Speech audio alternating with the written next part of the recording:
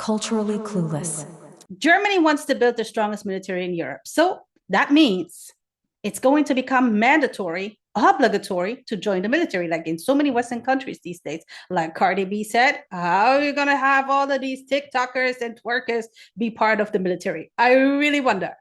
Two National Guards were shot in Washington, D.C. by a 29-year-old Afghani who came under the Operation Allies Welcome under the Biden administration, and Trump is super mad. Now, there you guys go. Another reason. With that said, welcome to a brand new episode of Culturally Clueless, and Salaam Alaikum. People talking loud, everybody's got a tape. Scrolling through the headlines, don't know what's real or fake. Late night conversations, what's the truth we chase? World keeps changing pace, but we're all in the race. Okay, you guys, salam and welcome. Thank you for being here. Okay, so we have some stuff to talk about before we get into it, and that is, you guys remember I told you I will be traveling, so there will be 2 weeks no episode. And I know I was working on something, but it didn't quite work out. It's not my fault. I really tried, at least a little. I was extremely busy to work on something other than what I was thinking or with what I had in mind, and unfortunately this didn't really come to be. So my bad, you guys. 2 weeks, you get a break, and then I will be back, inshallah. Unfortunately, I won't be able to record where I'm going, just because of time management, I guess, just because of that. But I still want to say thank you. It's coming to the we're close. We have like what, 4 weeks to go, and then this year will be over. And quite honest and quite frankly, I'm not like one of those New Year people, and I say this to you guys every year, and those who've been here quite a while, they know it doesn't mean anything. We literally go to sleep, wake up, and it's the same shit, just another day. Okay, now let's get into some stuff, y'all. Let's get into some stuff. We're gonna start off quite spicy. Okay, so there is some stuff that stood out to me and that was very funny. And this is actually probably, just for the sake of laughs and giggles, my favorite part this week. Marjorie Taylor Greene, MGT, how they call, no, MTG.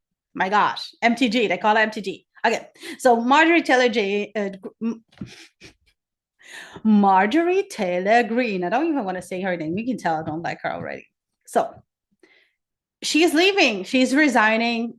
January 5 comes 2026. She is completely done with this. Okay, so she was a very, very, very staunch supporter of Israel. She changed her tune earlier on this day. She stopped advocating for the right of Israel to defend itself. But let's hear from Marjorie herself, because she is pretty disappointed because of Trump, or by Trump. I was called a traitor by a man that I fought for 6 years for. And I gave him my loyalty for free. I won my first election without his endorsement, beating 8 men in a primary. And I've never owed him anything, but I fought for him for the policies and for America first. So she was called a traitor. And I said the word so already 5 times. She was called a traitor by Trump. She didn't like it, of course not. And she fired back. She said, a traitor is somebody who puts another nation first. A traitor is somebody who sends aid to another nation, to another place, and not putting the place that they're there for first, right? Yeah, I guess she's pretty hurt because she's been there. She's supported him, and I know how it feels. But just because you did something for someone, or you chose to do something, it doesn't mean that it's going to be reciprocated. We finally need to learn that. I still have a hard time understanding that. I also feel like, oh, you know what? I thought we were like on the same page here, and like we were like, cool and whatnot. But people, we need to remember, just because we feel a certain way, that doesn't mean that the other side feels the same. Just because we're willing to support and do stuff for somebody, that doesn't mean that someone is obligated to do the same. Morally, okay, yes, but not everybody has the same morals and the same values, right? They differ a lot, as much as people claim they do, but So I get her. She's sad, she's disappointed, she was expecting a little bit more, and she didn't get it. But life is tough, and that's why she's quitting, she's leaving. Jasmine Crockett, right? That's one of my favorite personalities in American politics, to be honest. She was asked about this, and this is what she had to say. First, and he called me a traitor for standing with these women and refusing to take my name off the discharge petition. Let me tell you what a traitor is. A traitor is an American that serves foreign countries and themselves. A patriot is an American that serves the United States of America and Americans like the women standing behind me. Yep. If she can't take the heat, then she needs to go. And this is the truth. If you can handle it, then you shouldn't be there. That's why I say not everybody deserves a mic. Not everybody should be putting themselves out there on a public platform, because when people do fire at you, you need to have somewhat like a thick skin. And I'm not saying that nobody's ever affected. We are. But at the same time, you set yourself up in you put yourself in a situation. Even you set yourself up, but you put yourself in a situation. Let's hear what Jasmine had to say, because there's some more.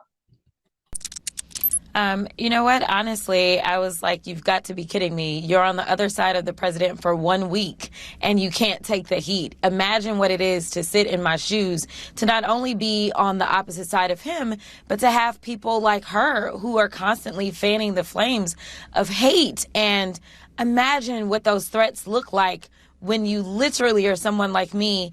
But at the end of the day, I know that I serve the people of Texas 30.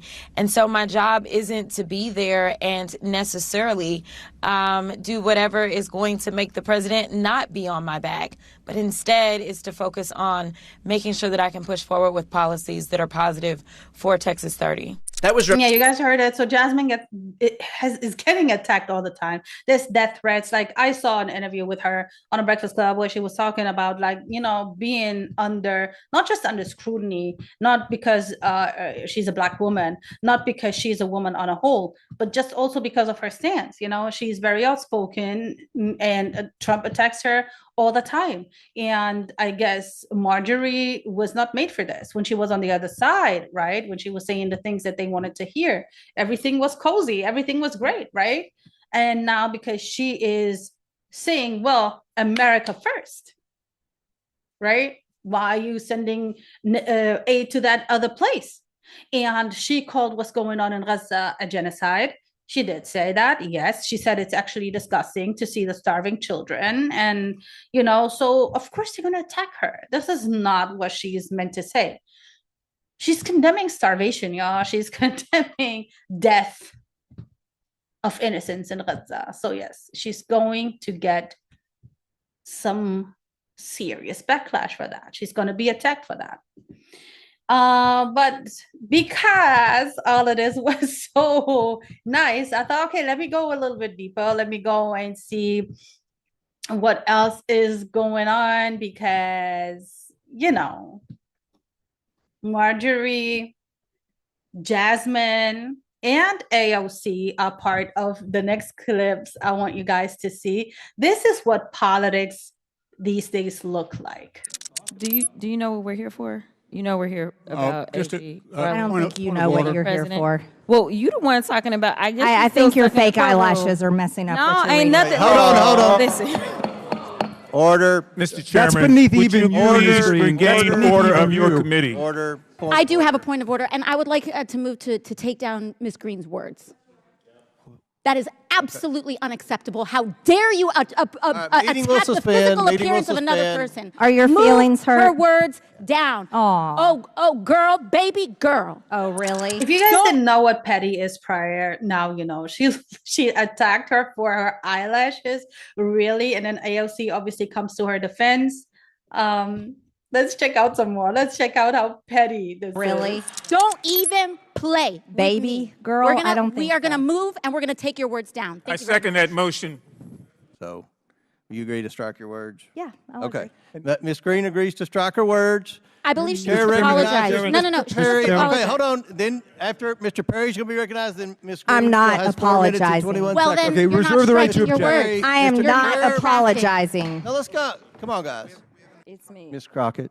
I'm just curious, just to better understand your ruling. If someone on this committee then starts talking about... Yep, we have AOC calling her baby girl. We have all of the everything we need all for a good recipe for a great cat fight. This is how politics looks like, y'all.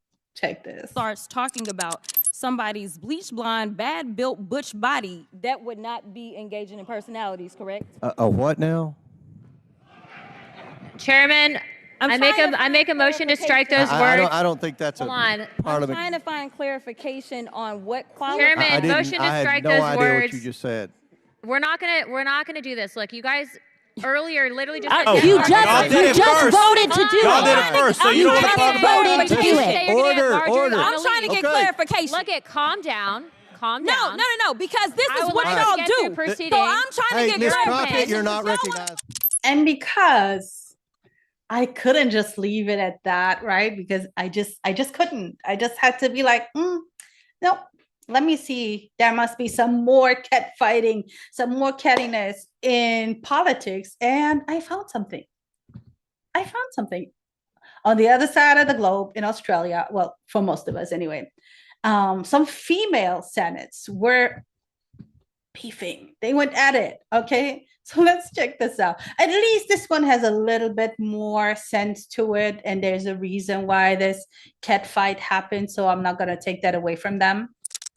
She is disrespecting of faith. Racist and Islamophobic, and so are you.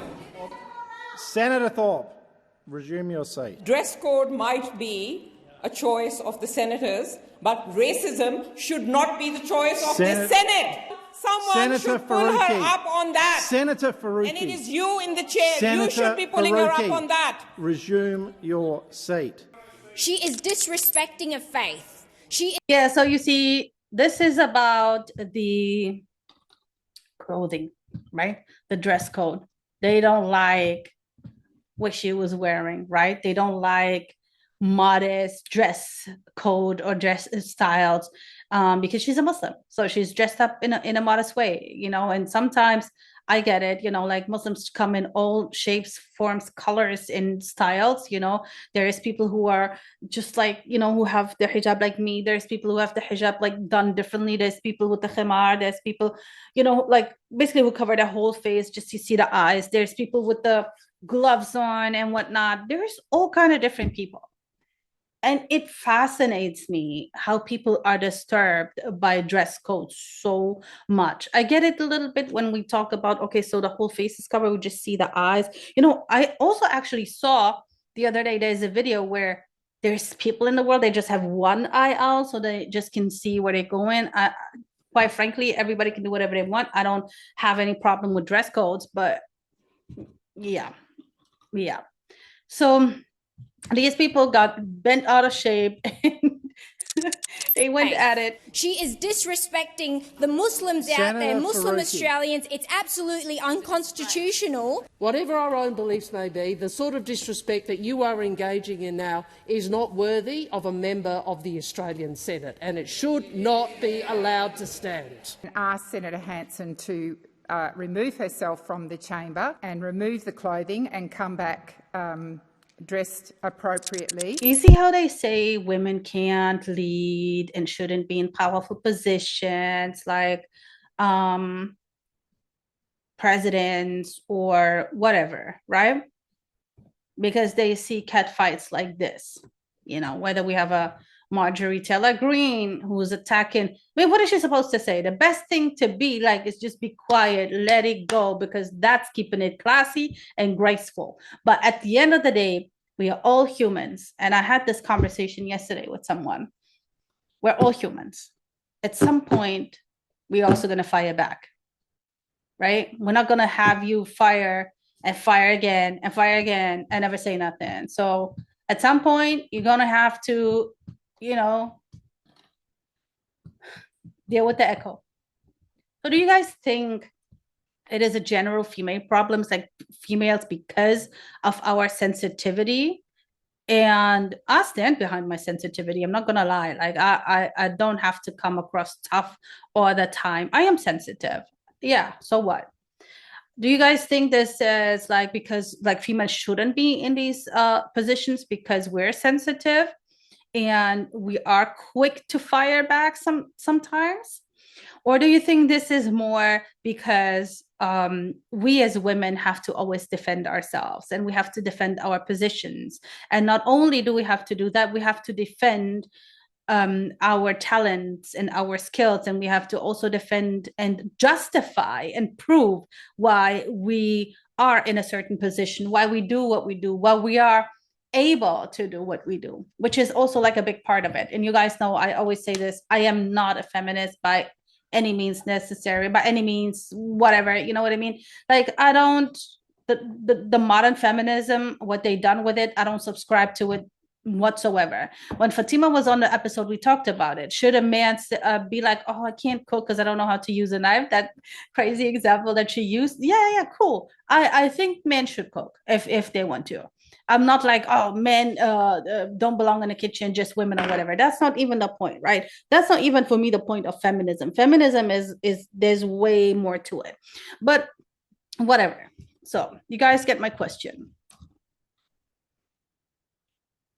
And now I want to talk about the Palestine 36 movie. Let's have a look. The relationship between us and our land. That is a work of thousands of years. A new page in history is written today. هنا صوت القدس. This is Jerusalem calling. والله يا جماعة الناس مش لاقية تاكل. كيف العاد بدها تدفع ديون والصهاينة قاعدين باخذوا في أراضينا. The British court So it is a historical drama, right? It's about the Arab revolt in 1936. Do not mix it up with the Arab revolt from before, led by Sharif Hussein from Mecca in 1916 or 17, like before the World I war. This is like where the Palestinians revolted and there was an uprising, and it was directed by a Palestinian woman called Anne-Marie Jassir. I think that's how you say her name. Let's watch some more of it. The British court transferred your land to the settlers. بلادنا عرفت ناس من ديانات كثيرة. هذول هم جيران؟ هذول جايين يقعدوا محلنا مش معانا. ولا راح يعملوا شيء الإنجليز. كلتكم ليش عم نتسلى؟ We are asking for your help in protecting our villages. I ask you all, have faith that Arab and Jew can live together. With your help, we can create a united and peaceful Holy Land. We are looking for armed bandits.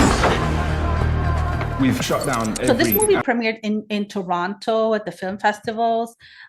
We have also people like Jeremy. Oh my gosh.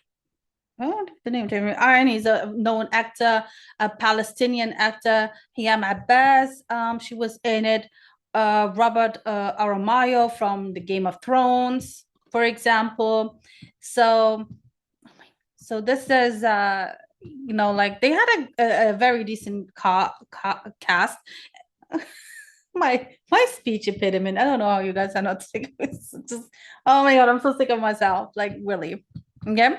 Anyways, let's watch a little bit, just a tiny bit more. Down every Arab printing press. We set up checkposts and curfews. There has to be another way. There isn't. أنا بدي شهادة. ما حداش بده. عاشت الثورة! عاشت إذا طخوني مين حيجيب محلي؟ أول مرة بحياتي خايفة أموت.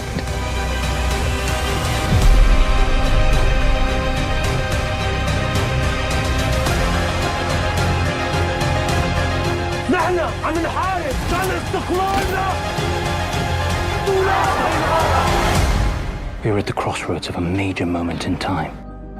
Consider which... Let me put out a quick disclaimer. So the reason I have sometimes speech problems because my notes, my laptop always spell check me. And a lot of names or a lot of words are just wrong. They're just wrong. And I don't want it to spell check me, but I don't know when it does it. It must be when I turn it off and I'm like, oh, I'm done. And then it just does it. It's disgusting. Let's go back though. So Palestinian uprising against British rule, the British Mandate of Palestine, that's what it was called back then.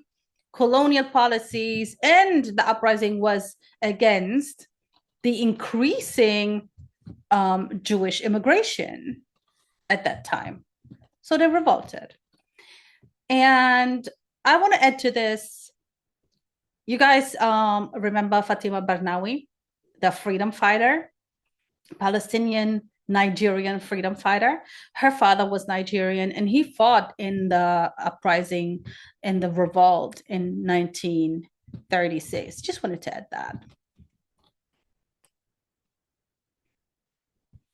We're going to move to Ukraine, something that we barely ever talk about.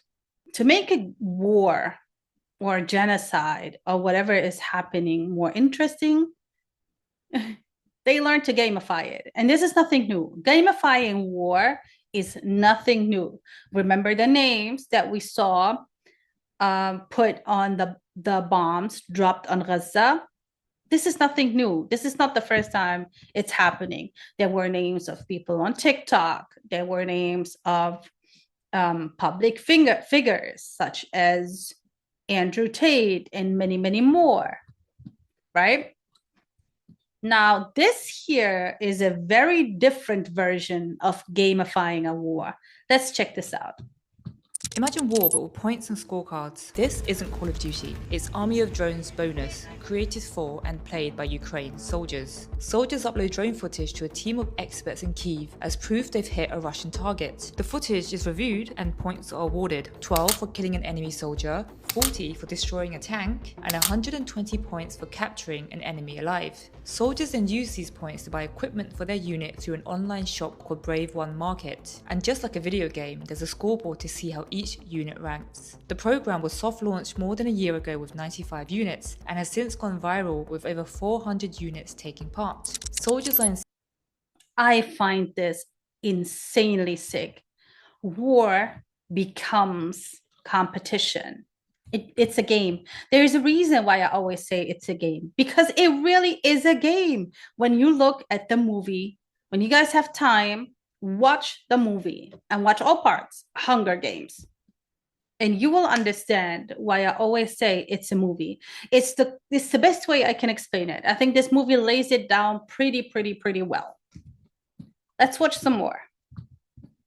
Soldiers are incentivized through competition and the best unit gets the weapons. That's according to Mikhailo Fedorov. Fedorov is a 34-year-old Ukrainian Minister of Digital Transformation who also helped to create Army of Drones bonus. So how effective has it been? Well, it used to be 6 points for killing a Russian target, but ever since the points doubled, Fedorov says the Russian casualty figures have increased. In September alone, Ukrainian officials say the units competing reported around 18,000 Russian casualties, double from October 2024. But this gamification of war has raised questions over whether it dehumanizes the enemy. Fedorov was asked about this in an interview with the New York Times. His answer: what is inhumane is starting a full-scale... I understand video games. I really do. I was never really strict with video games, even when people say, you know what, video games are indeed used as a form of promoting violence. Same like they blamed it on hip-hop, which is not true. Hip-hop never tells you to go and, shoot someone or sell drugs. It just talks about what people do. It's just not like pushing this type of agenda, but indirectly, these things are pushing an agenda. And I get that as well, because people are different and they're going to receive messages in a very, very different way. And so when you play Call of Duty, when you play GTA or whatever games you have, there is some mindset that probably somehow develops, at least for a little bit. And for some people, and I'm not talking for all, I'm definitely not speaking for all, so don't come at me for that, right? I'm speaking for a minority of people who partake in this and who play video games so much that they don't have no other life, and they become this because this is like a way, a particular way to get as close to their fantasy as possible. You can live this. Same like an actor, when he gets too much, like when he prepares and he gets into his role too much, he becomes this.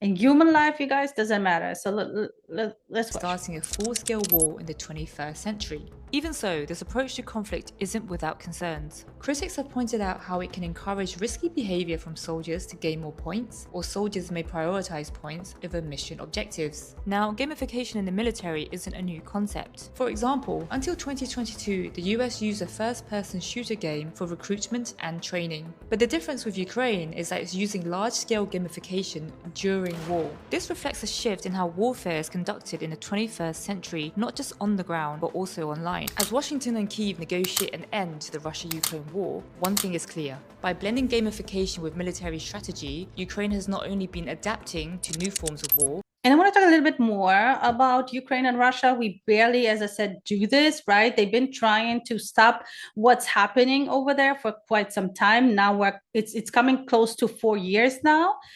But there's something going on behind the scenes. US and Russia are talking, but they're doing this in a private way, private calls, private messages, not through the official channels, how it's actually really done. They are working on a new roadmap of who gets what and security guarantees. Like, these are the most important things when you draft these kind of deals: security guarantees, and it's about land, right? So this is very slow moving because Zelensky, he's not really saying much, like Ukraine is not really saying much, Russia is not really saying much, but they are in talks, in a private talk, and there might be a shift coming because also the special envoys like Steve Witkoff, we know him from, you know, the whole Middle East and Gaza and Palestine. He's dealing with that. Like, he's the special envoy for the US, and then Russia also have their own special envoy, and they are in communications, and they've been like, I saw like there's a communication where they were trying to get both presidents on a call and try to work something out, right? And what they're saying is this deal that they're working on, this roadmap, this deal, comes very close to the ceasefire plan that Trump proposed and they're trying to push through, right? And this is very interesting. So Russia is aware of this, and they're demanding more land, which was the problem so far, because Russia wants more land than they're supposed to be getting, right? And as I said, it's coming up to 4 years now. And this is what the deal so far looks like. It's a 28-point deal, draft, I should say. Ukraine has to give up Donbas, which is an area, eastern Ukraine, and this is the region where the most fighting is going on. Another point is Ukraine has to cut their military by half. Another point is they have to give up long-range weapons. And another one, no more aid from the US and from any other Western country. So that means Europe also out the picture.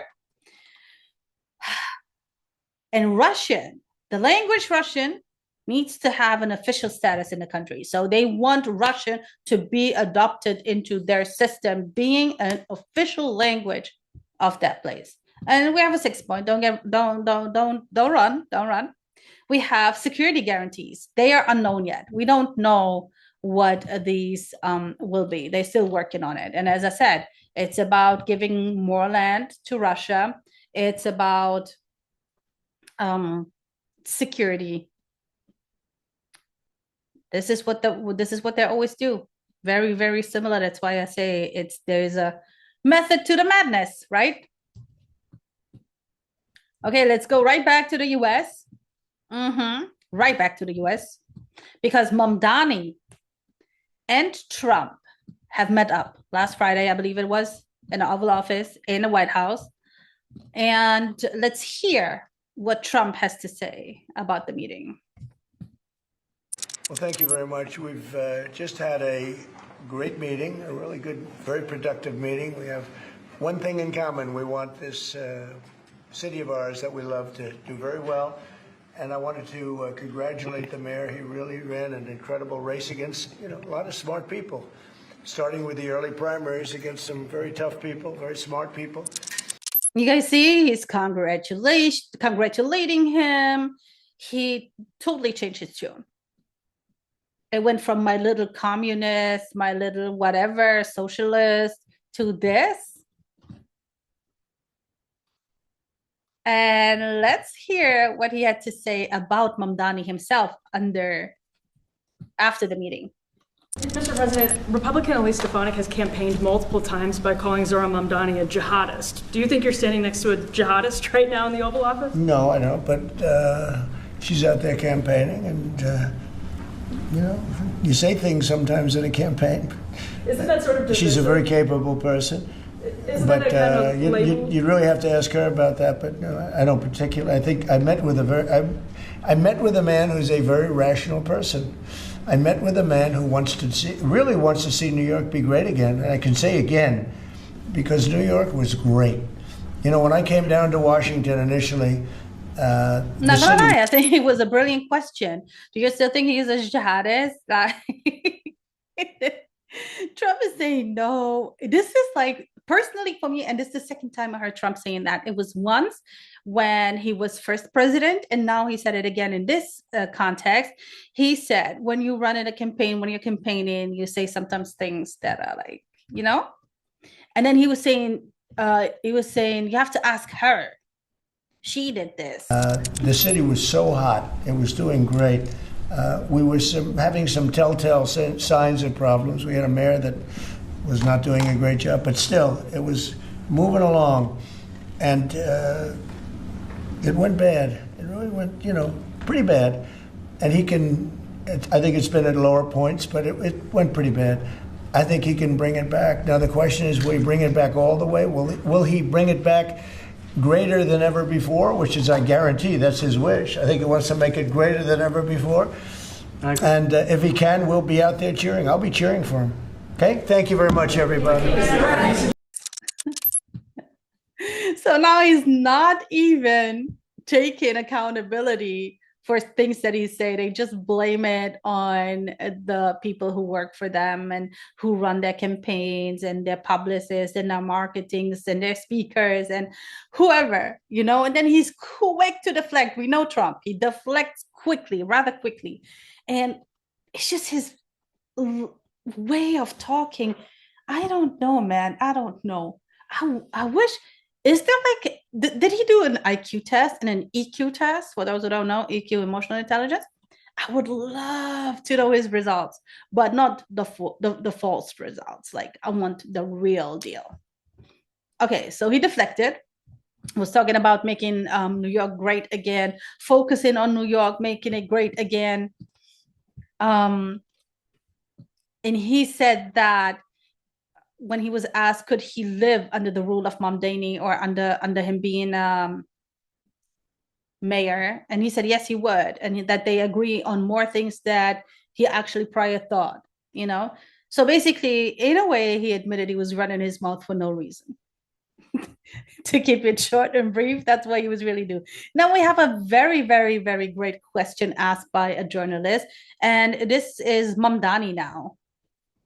The U.S. government of committing genocide in Gaza while President Trump was working on peace. Why that? I've spoken about the Israeli government committing genocide, and I've spoken about our government funding it. And I shared with the president in our meeting about the concern that many New Yorkers have of wanting their tax dollars to go towards the benefit of New Yorkers and their ability to afford basic dignity. And what we see right now is we're in the 9th consecutive year of more than 100,000 school children being homeless in our city. And there's a desperate... I loved it. I love the question. I love how Zohran Mamdani doubled down on what he said. He did call it a genocide. He said Israel is committing a genocide and the US is funding it. He had no problem calling Trump a fascist. So now he had no problem saying this as well. And this is what I mean. This is what I mean. And this is why people say keep the same energy also in front of the person, right? This is where a lot of people are lacking, you know, and it's weak. If you can talk about a person, you should be able to say it to a person, to their face, and not hiding behind fakeness.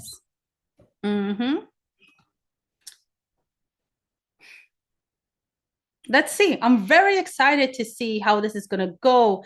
And as I said last time, what they're going to allow him to do and accomplish, and where they're going to get in his way, what they're going to let him accomplish. You know what I mean? So another thing that they agreed on, according to Trump as well, is the whole migration thing. He said, Mamdani said that he's not going to bow down to like basically kicking everyone out. And then they agreed on like the hardcore criminals. They would have to, I guess, be deported. Let's see. We're going to see. January is around the corner. That's when he assumes office, and we're going to be watching. We are going to be watching. And this is so interesting because it's the first time, and when it's the first time for something like first South Asian, first Muslim mayor in New York, and he's young. So everybody's watching. The whole world is literally watching. Let's go straight over to Israel, where there is something going on that is very... I don't have the right words for it. And if I would use the words of choice for it, it wouldn't be clean. So this is why I'm a little bit hesitant, okay? We're gonna watch this. And there's a desperate need not only for the following of human rights, but also the following through on the promises we've made New Yorkers. And I appreciated the meeting we had and the work that we can do. Do you agree that President Trump did do a peace and work hard to make the peace? Because he worked hard to do the peace in the Middle East and everywhere. Do you agree with that? I appreciate all efforts towards peace, and I shared with President Trump that when I spoke to Trump voters on Hillside Avenue, including one of whom was a pharmacist that spoke about how President Trump's father actually went to that pharmacy not too far from Jamaica Estates, that people were tired of seeing our tax dollars fund endless wars. And I also believe that we have to follow through on the international human rights. And I know that still today those are being violated, and that continues to be work that has to be done no matter where we're speaking of. Pushing ahead. You guys, this is a documentary about the trauma that the soldiers are enduring and going through after they sodomized a Palestinian man, and probably not even the first or the last, because these people were never arrested. These are 10 soldiers. We're still talking about the case in Sidi Taman. I told you guys, this is like a presidency case. This is a case, a #1 case, and this will be talked about in the future, even maybe in the history books. I hope so, to be honest, or not. Maybe not in the history books. Let me let me take that back. It will be an incident quite known. It's not going to be forgotten because A, we're not going to let it, and B, because there is so much to it. There is this so much to it. There is this lawyer that leaked the video, and again, not because she's such a great supporter of human rights. She just wanted to show the public that we do everything right, like the only democracy in the Middle East, right? And we're going to get to that later, how beautiful this only democracy in the Middle East is. Back to the soldier. Ahead with your plans to sue the BBC for up to $5 billion. You're going to speak to Prime Minister Starmer. And also, will you do anything to stop him from arresting Prime Minister Netanyahu if keep us secure. Well, we didn't discuss your second part of the question. And on your first part, I've spoken with their people. We have a plan. It's horrible what's happening. It's a war that should have never happened. It would have never happened if I was president, and it's a shame. These soldiers were never arrested, as you guys know. They were investigated, okay, because that's what I mean when I say the lawyer wanted to make it look like, or wanted to show the public, look, we're doing the right thing, you know, like this is not a common thing. This is a little bit OT. I don't know. What we do know is torture is not a one-off. A torture in the prisons or torture of Palestinians on a whole is not a rare incident. This happens quite regularly, daily, okay? Daily. Sodomization, all of it, daily. So now these soldiers are talking about their trauma, being accused of doing something so bad when all they were doing is their job. Let's watch some more. This documentary on Israel's Channel 14 features soldiers who were accused of gang raping a male Palestinian detainee. They talk about the pain and trauma that they have suffered since the allegations surfaced without a word about the Palestinian victim. עברנו בשנה וארבעה חודשים האלה, אפשר לומר, גיהנום בכל המישורים. איך נחזור לשגרה? איך נחזור לשגרה?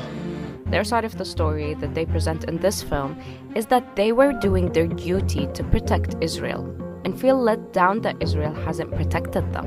הילדים עוברים טלטלה.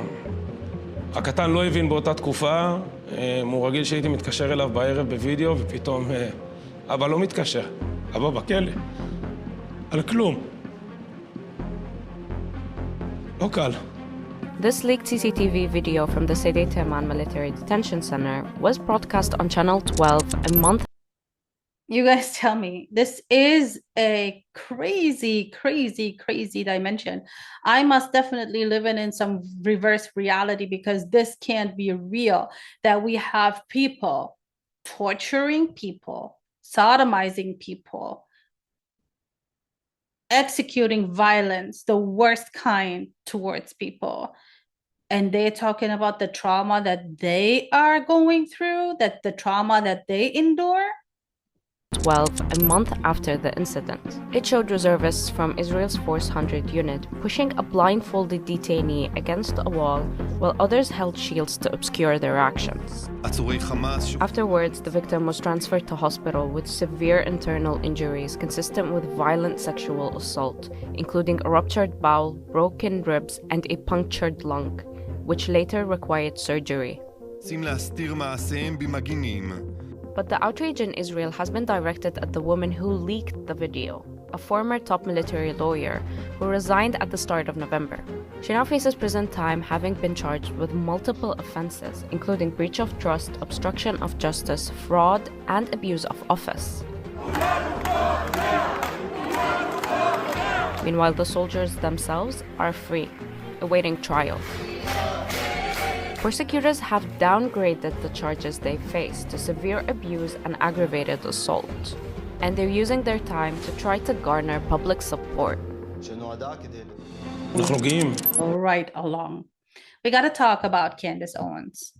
Candace Owens is accusing the Macrons allegedly, disclaimer, allegedly.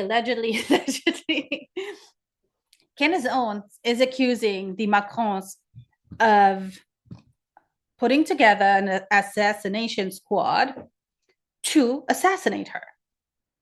So basically, there's a hit out on her by the Macrons. She said that she was contacted by a French official. She obviously doesn't say the name. This is all anonymous. She says that he has given enough proof and that she believes him and that her life is in danger. She has been very, very actively researching and investigating the Charlie Kirk assassination that happened on September 10th. She has been daily talking about it on her show. Her shows were only about that, and she was sharing her investigations, people that she spoke to, what she found out, certain things that didn't make sense, certain things that made sense. She tried to put things together. Some of it was just like how do I say, trying to puzzle it together. Some of it she had definite proofs for, and now she is saying that this is going on. And mind you, Candace, she went also from the other side of being a Israel supporter to the complete other side, like the complete other side. And now she is under threat, and she has been getting threats from many different sides, right? And then there is this journalist that she worked on, because this whole thing with the Macrons, like they've been beefing, they've been at it for quite some time, because Candace is very adamant that Brigitte Macron was born a man, okay? So they sued her, there's a court case going on, and now she is alleging that they are wanting to assassinate her, okay? And also the journalist Xavier Posard that she worked with, his life is also at risk, okay? And a lot of people are concerned. A lot of people, like Candace has been going strong. She has a very strong fan base, leaving the Daily Wire, and I mean, being fired from the Daily Wire was, I guess, the best thing to happen to her. She has built her show up. She has millions of subscribers. She has hundreds of thousands of views every day. She has her thing like going on, and whether you like her or not, and there's definitely certain things that she had said, especially towards her own community, which makes it very hard to rock with her. And sometimes when she says the right thing, it's just she says the right thing, but you know what I mean? It's a difficult one. It's a difficult one, and everybody can treat it how they want to be treated, how they, like how they want to treat it. And some will say, yeah, but she's changing. And yeah, I also give grace for growth and space for growth. At the end of the day, we all are growing. We all maybe have been misled or been on the wrong path, but still, like there are certain things that she said, I don't know.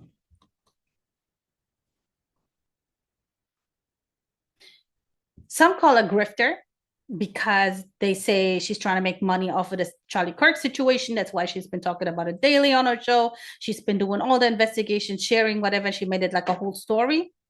Others call her a grifter because now she's on this whole pro-Palestine thing against Israel. Others are pretty concerned, as I said, because they are taking this very, very serious, because they feel like Candace wouldn't make such an announcement without actually being something to it, right? A lot of people, though, say she's going crazy, like she's doing too much conspiracy.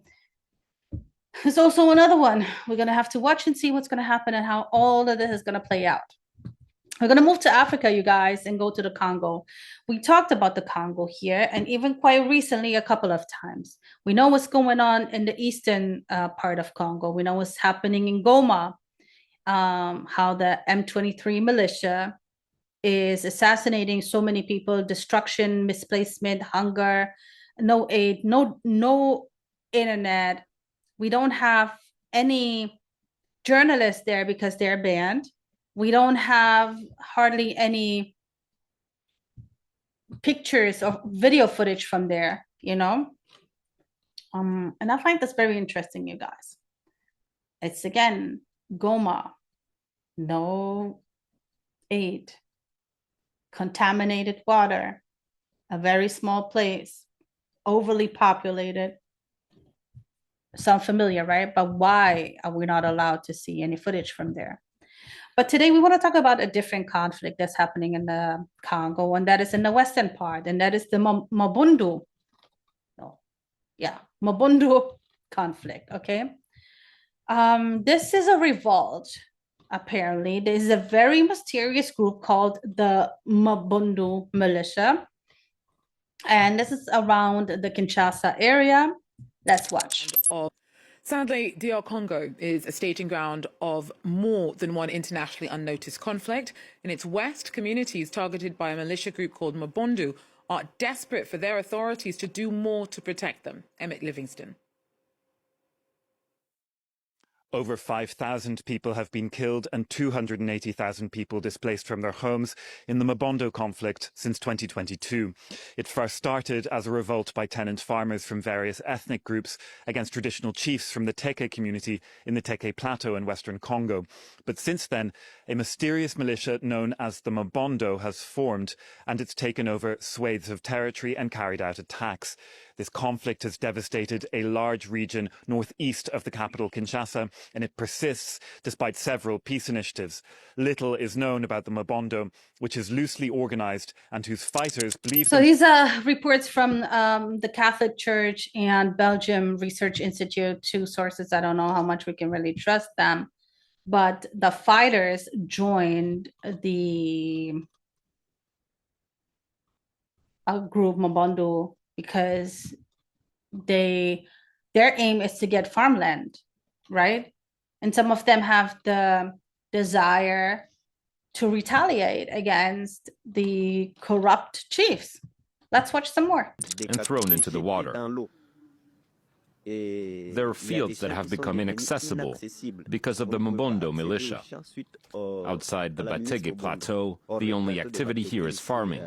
People farm and even bring the embers back here to Kinshasa. To end this crisis, all the main actors involved must sit down together, seek a mechanism or a process for triggering a peace agreement, and ensure that it can be applied to the community on the ground. The report, which was conducted by the Catholic Church and the Belgian Research Institute, says that many fighters join the Mabondo hoping to receive farmland. But there are several different reasons for the fighting. Another motivation the report highlighted was the desire... Yep, and once again, journalists are banned from there, right? We're not allowed to know what's really going down, not in the eastern side and not in the western side of the Congo. I don't know, you guys. I want to take a moment and talk about how great Germany is. You guys can't even imagine. I am so proud of Germany. I actually have no words for it. This is something that is so amazing. Germany is doing so much, you guys, is doing so much. Like, there is none other who's doing more than Germany right now at this moment for donkeys, okay? Germany is rescuing donkeys, y'all, and this is a very, very important moment. I think they need to be awarded, rewarded. They need to be bigged up for it. Let's have a watch. The German government has quietly cut funding for several human rights organizations that have often been critical of Israelis' actions in the war in Gaza. Die Bundesrepublik Deutschland steht seit der Staatsgründung des Staates Israel. And last week, the country's position couldn't have been clearer. 4 donkeys taken from Gaza by an Israeli animal rescue organisation arrived at a zoo in West Germany. Speaking to local media, a representative from the zoo described hunger and misery endured by the animals. The German zoo's adoption story follows earlier reports that the Israeli army had taken hundreds of donkeys from Gaza and handed them over to Israeli NGOs, with roughly 50 being sent onward to animal sanctuaries in Europe. But the story misses some key details. According to estimates, only 6% of Gaza's 20,000 donkeys remain alive, as thousands have died from Israeli bombardment. Yeah, we can't help humans, but we're going to help donkeys, okay? I mean, don't get me wrong. Donkeys also deserve a life, right? And these 4 donkeys have been rescued by an Israeli organization, and they have arrived now in Germany and will be put in a zoo. No more free roaming for you guys. You have to leave your homeland, and now you have to be in a zoo. And hundreds of donkeys have been taken out of Gaza, okay? And the people in Gaza, they use donkeys to move, to get from A to B, because, you know, when they get told that they have to evacuate, it's very difficult for them to evacuate, taking some stuff. Some of the family members are old, they can barely walk, and it's kilometers. Yes, Gaza is small, but walking 10 kilometers, like as an old person, is not always possible. And in Gaza, they take great pride in taking care of their animals despite the genocide. Yeah, but Germany now stepped in and they said, we want to rescue donkeys. We want to do something. For what is the counter word for humanity when it comes to animals? Does anyone know? Anyways, Germany, well done. Okay, let's talk about it. There's some brave people out here, right? And some of them speak up, and then there is backlash, and that not too small. Today I want to highlight Bob Villain again. You guys remember Glastonbury? They couldn't stop him. But let's see what he has to say after Glastonbury. Since Glastonbury, I have become a public target of this country and the institutions that it has under its control and at its disposal. So yes, that can be the police force. It can also be the media. It is also the politicians, because there are politicians that have gotten involved in the actions of a punk And the man. second person I want to talk to today, and I want to highlight him a little bit more because I don't think that he's that known, or maybe it's just me. His name is Omar Ekit. He's an Egyptian former journalist and author now. He writes novels, but he's talking a lot on like religion, politics more, that kind of stuff. And he wrote a book. So let's check him out when he this is when he was holding a speech and he was receiving an award for his latest book. It's very difficult to think in celebratory terms about a book that was written in response to a genocide.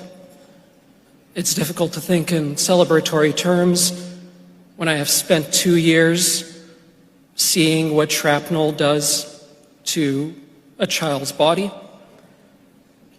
It is difficult to think in celebratory terms when I know that my tax money is doing this and that many of my elected representatives happily support it. And it is difficult to think in celebratory terms when I have been watching people snatched off the streets by masked agents of the state for daring to suggest that Palestinians might be human beings. I love his speech. I'm not gonna lie. I love his speech. I love how he worded it. I love how he delivered it. It's absolutely great. And therefore, let's watch some more. Human beings.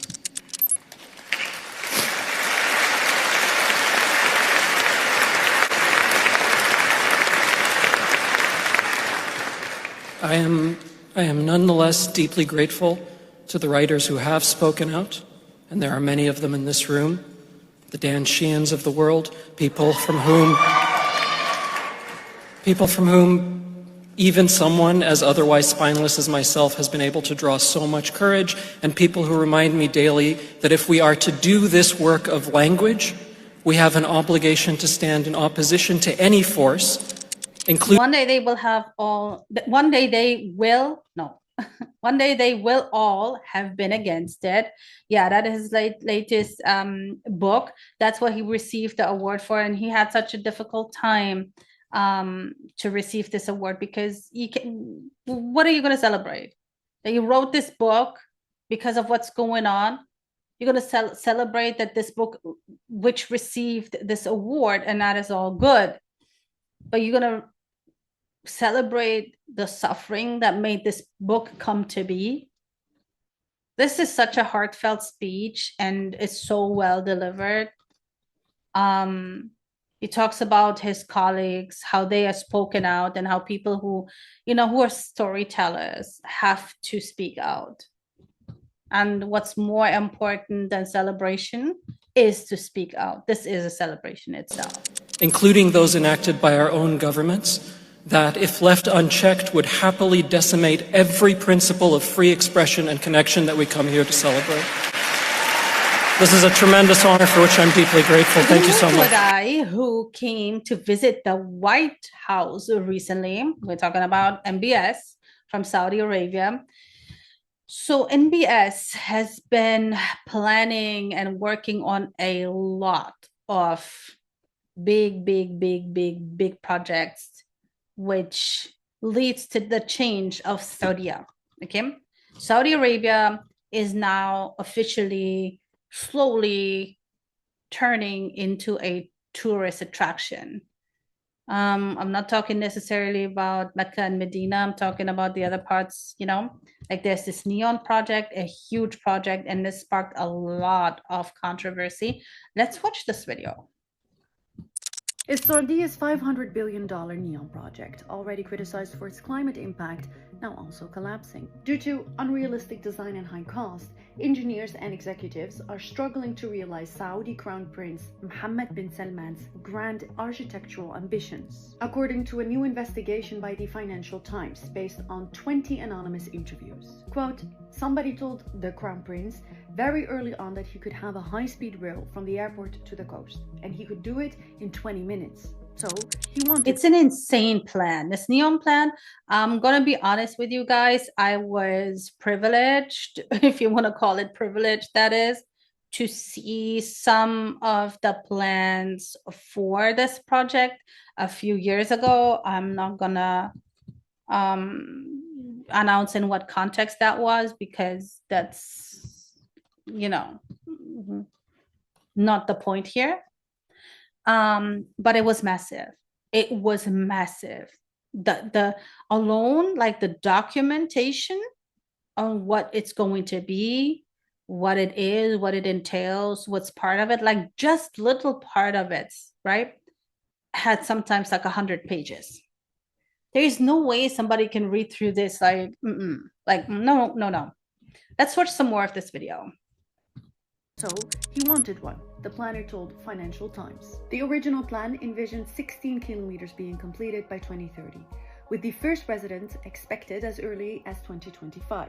But according to NEOM staff interviewed by the Financial Times, the Crown Prince continued to dismiss concerns over growing costs and its project's unrealistic timeline.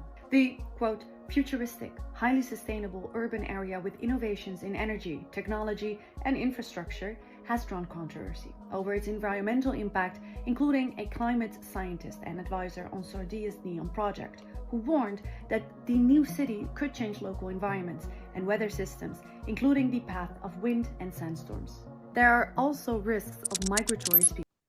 You guys, I get it. When you have money, like unlimited money, you don't understand the word it's unrealistic.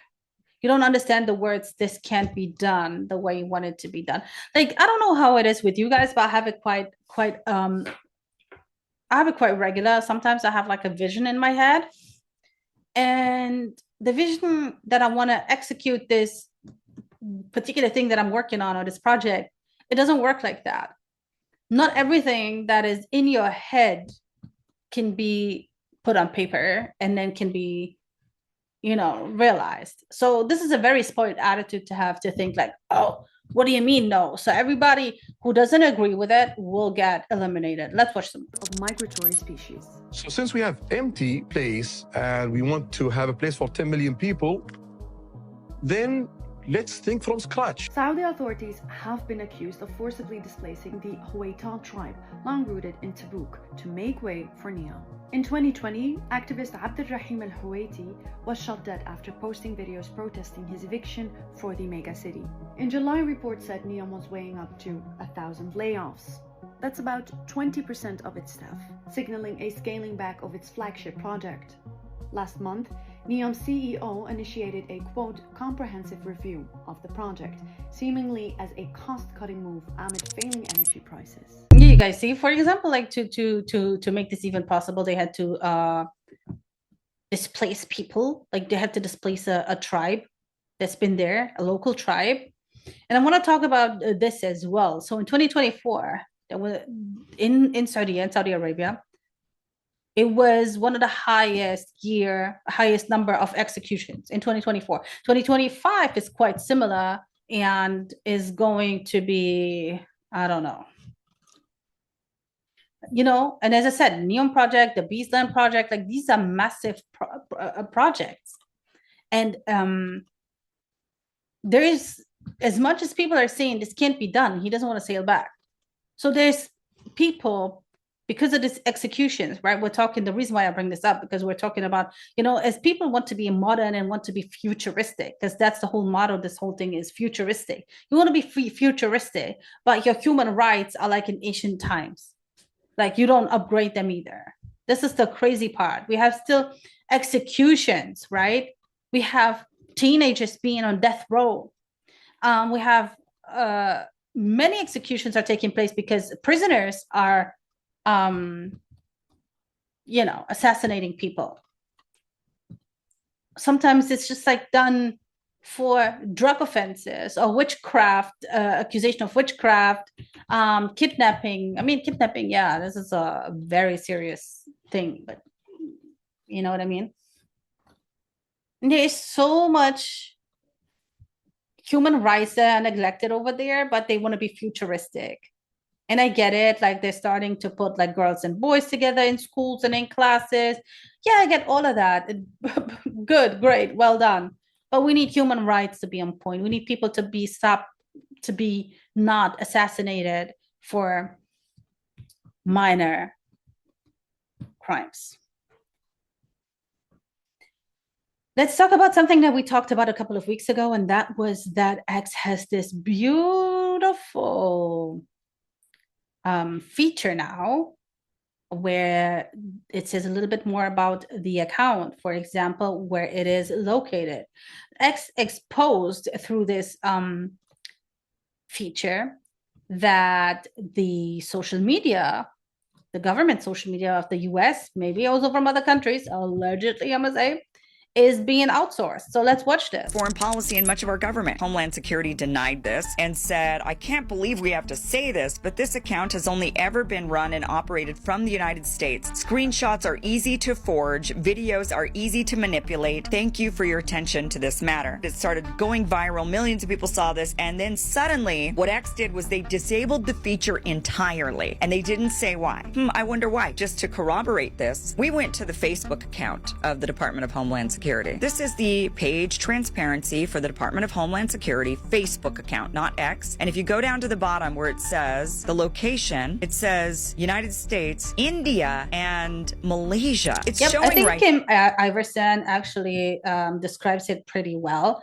The outsourcing, I want to say, is very normal. I told you guys when we talked about it, a lot of things are outsourced. I told you, like, there's a bunch of call centers in South Africa, in India, in Pakistan, or Bangladesh. There's a lot of outsourcing happening, right? Also, when it comes to tech stuff, there's a lot of outsourcing. But now this one here is very interesting because now, okay, as much as Kim was talking about the falsified screenshots, there are also like real screenshots, and X conveniently disabled this feature. It's showing right there. The Facebook page is run out of different countries. Clearly the US, the America First administration, has outsourced its social media to India and Malaysia for its Facebook account. So what makes us believe you didn't outsource your Twitter account to Israel, the country that you're protecting at all costs, the country that you're aiding and abetting in a genocide, and now you're all telling us that we're all a bunch of gullible idiots online? Oh, it was a glitch. You know what? It's actually kind of believable that you've allowed them to run our Department of Homeland Security social media account, and probably actually the Department of Homeland Security itself. Not a far stretch, considering everything that we've seen.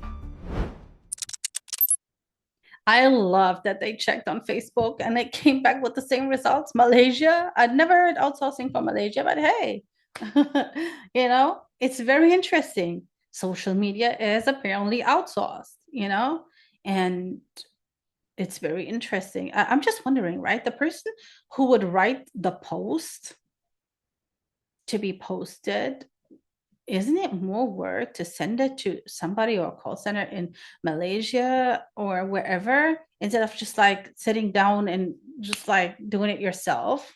I can understand it if it's like random content, if you're like selling a product, whatever, and a lot of that content is more like sales oriented and not like personal or like what's going on. I get that, but I don't know. Just saying. Okay, let's talk about something that is very serious and very sad. It's the Tulsa massacre that's happened over 100 years ago. the last survivor of the Tulsa massacre, died recently. And let my girl Imani B tell you some more about it. One of the last known living survivors of the Tulsa massacre passed away yesterday. Viola Ford Fletcher was 111 years old and had been fighting tooth and nail for the reparations and restitution that Black people so rightfully deserve. As a tale as old as time, the Tulsa massacre occurred as a result of white lies and someone lying about a Black man assaulting a white woman. And white folks burned down 35 city blocks worth of a neighborhood. Hundreds of people were killed, homes were looted, and what it is. So in late May, early June in 1921, there was a big attack by a white mob. They burned down buildings and killed many, many, many people in Tulsa, Oklahoma. It was a thriving Black neighborhood. That's Greenwood. It's also called Black Wall Street because it was so thriving and people were successful. And white people at that time didn't like it. So the white mob came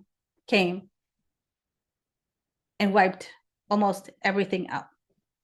Let's watch some more of what Imani has to say. And what it is that we know of a thriving Black business district known as Black Wall Street was completely decimated. Oh yeah, and as a result of folks losing their homes, they didn't have IDs to be able to go to the bank to take their money out. So guess what the bank did? They robbed Black people. We are losing our pioneers. We are losing our history. And even with the strides of electing a Black president and having a Black vice president, Black folks have yet to have received reparations for literally being terrorized every single day of our existence in this country. So when white folks are walking around here talking about being an ally, what the hell are y'all actually doing?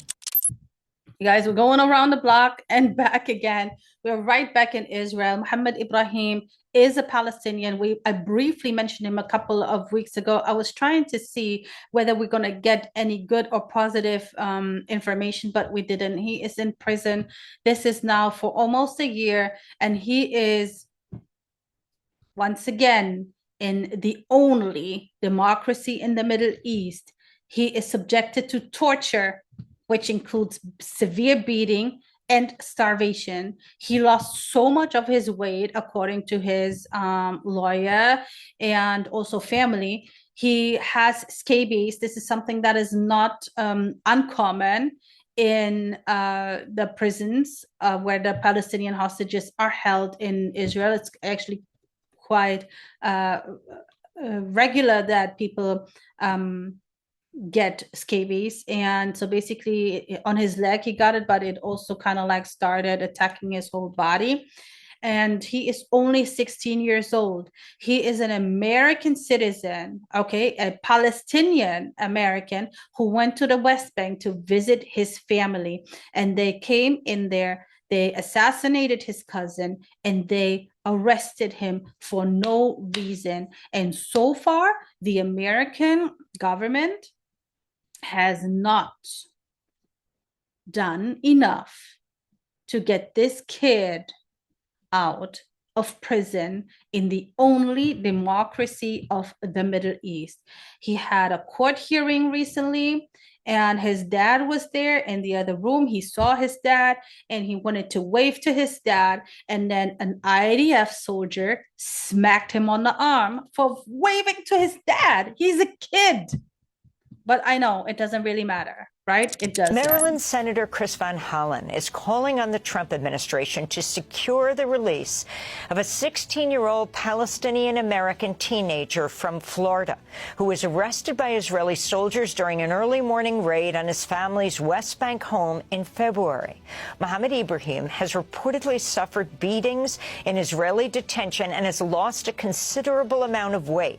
This is Senator Van Hollen. You guys, if this ain't sickening, I just don't know what is. If this ain't if this ain't crazy, I don't know what is. This is an American kid, so you would think that the United States government would be doing everything possible to secure his release, but they're not. After all, we have a very close relationship with Israel.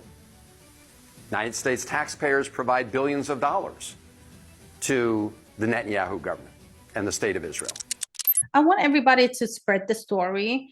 We need to raise way more awareness. This needs to be out there. People need to talk about it way more, that people are going to the West Bank, and that is whether they're Palestinian or not, and they are getting assassinated. Aisha Noor, she was an activist, a Turkish American activist who was taken out, and they only got like some very,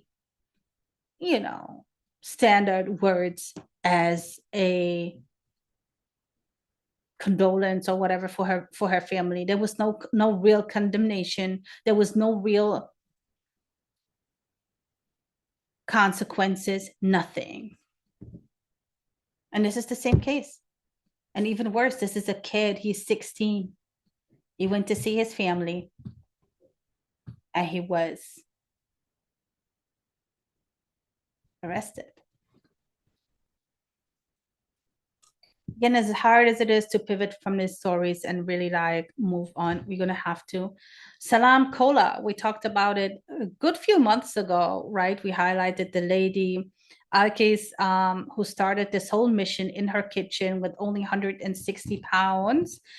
And Salaam Kola is under attack. Let's watch, you guys.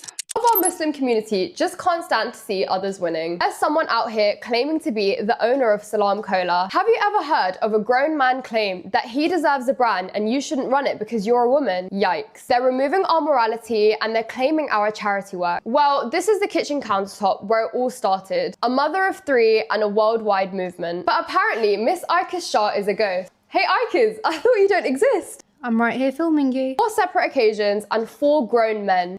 UK, USA, Australia, and now Kazakhstan. And one delusional man in the— Yeah, this is what's going on. It is a little bit difficult to understand. So there are people who are literally claiming, and these are men, right? They are literally claiming that they own this, Like they completely disregard that somebody, a woman in this case, owns this brand. They don't want this to be true. So I guess they tell themselves a story.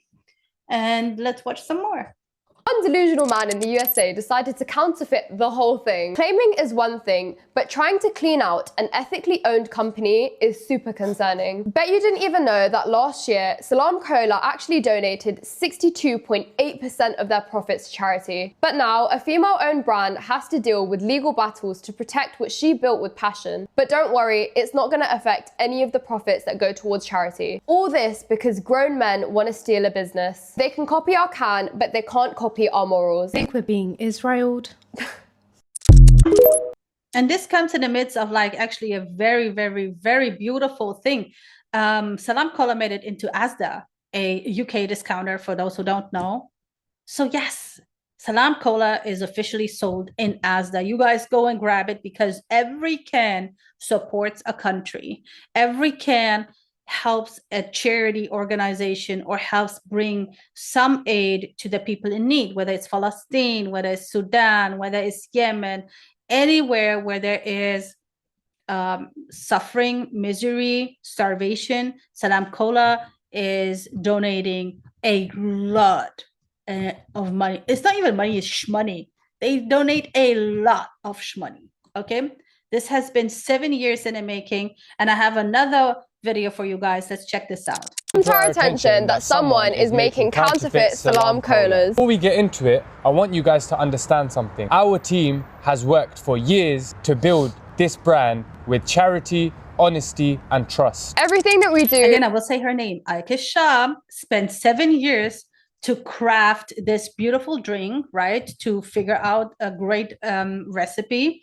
And this drink really helps to make a difference in so many different countries. In 18 countries, it's sold, I think, globally. So we need actually way more. She was offered 100 million pounds allegedly to sell. She said no, because she doesn't know if these people are actually going to continue the charity work or if they're just gonna buy it to profit themselves of it, and that's it. Everything that we do, every community that we support, every charity that we fund, it's all real. But lately, something's been happening behind the scenes. They are using their low quality ingredients to produce their counterfeits. 4 men are claiming it's from the US, UK, Australia, and Kazakhstan. God damn, Kazakhstan. That was crazy. I'm not gonna lie. Kazakhstan. Okay. Right? And one of them is counterfeiting Salaam Kola, and there's a legal battle going on. They counterfeit Salaam Kola. And as you guys know, here at Salaam Kola, we only use the best ingredients. Made in Turkey. Not in Europe. We have unmatchable taste. Now, we're really wishing like her a lot of luck, and I hope she really pushes through, and you guys need to support her in every kind of way possible. If you live in the UAE, go grab drinks from Asda, Salaam Kola. I personally never tried it. I've never seen it here, but I want to try it so bad. And yesterday I was telling to my friend, I need you to go to Asda. I need you to buy this and tell me exactly how it tastes. And she was like, I've already done it. I'm like, oh my God, that's so good. Go buy some more though. Okay, so let's all support Alkis and her mission, especially because it is a court case, and we want to see her win. We don't want to see these fraudsters win the case for no reason when it's actually not even their product. Like, what the hell is going on with people? This world literally is going crazy in so many different ways, y'all. I don't even know what to say. You guys, unfortunately, that's all I have this week, and I need to get out of here because there's still a lot of things for me to do, and I'm starving. I just want to say thank you guys. I really appreciate you guys so. Oh my gosh, I thought I'm sorry guys. I thought I stopped recording, but I didn't, I hope. So yeah, I really appreciate all of you guys. You're amazing, and I love all of you guys. Thank you so much for your support. And no, I do not take it personal. If you guys feel like whatever criticism, constructive criticism, bring it. Like, we're here for that all day, every day. Now, with that said, I'm gonna leave you guys to it, and I'm gonna be back in 2 weeks. No, that's not true. I'm going to be back in 3 weeks. So 2 weeks with that episode. Third week, the episode will be here. Still engage in the comments. Still share it with a friend or two. Still going to post some shorts. You guys don't really engage in the shorts, do you guys? We can maybe do that a little bit in the next few weeks. Okay, until then, love you guys, and I'll be back in a few. Salaam alaikum. Trying something new. Yeah. People talking loud, everybody's got a take. Scrolling through the headlines, don't know what's real or fake. Late night conversations, what's the truth we chase? World keeps changing pace, but we're all in the